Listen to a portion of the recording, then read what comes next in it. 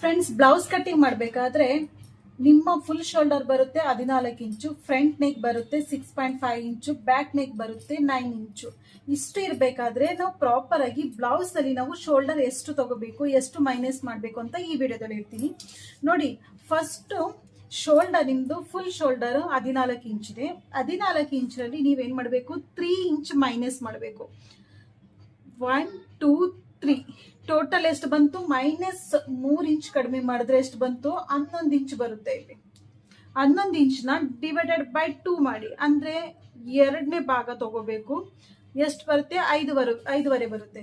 ಇದನ್ನ divided by 2 5.5 ಬರುತ್ತೆ. So ನಿಮ್ಮ ಒಂದು ಆನ್ಸರ್ ಇದರಲ್ಲಿ 5.5 ಶೋಲ್ಡರ್ ತಗೋಬೇಕು.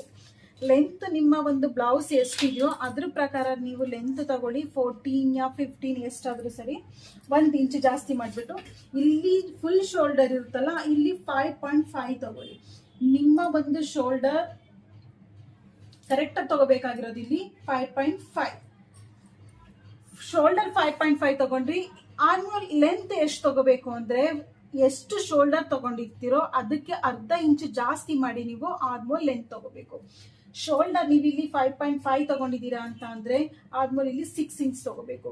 ಏಕೆಂದ್ರೆ 1/2 ಇಂಚ್ ಇಲ್ಲಿ ಮೇಲ್ಗಡೆ ಸ್ಟಿಚಿಂಗ್ ಮಾಡೋದಕ್ಕೆ ಹೋಗುತ್ತೆ, ಉಳಿಯೋದು ಎಷ್ಟು ಇಂಚ್ ಬರುತ್ತೆ, 5.5 ಉಳಿಯುತ್ತೆ.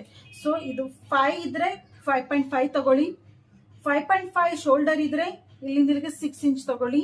ಇಲ್ಲಿಂದ 6 ಇಂಚ್ ಬಂದ್ರೆ ಇಲ್ಲಿಂದ 6.5 ಇಂಚ್ ತಗೊಳ್ಳಿ. ಈ ತರ ನೀವು ಅಳತೆ ತಗೋಬೇಕಾಗುತ್ತೆ.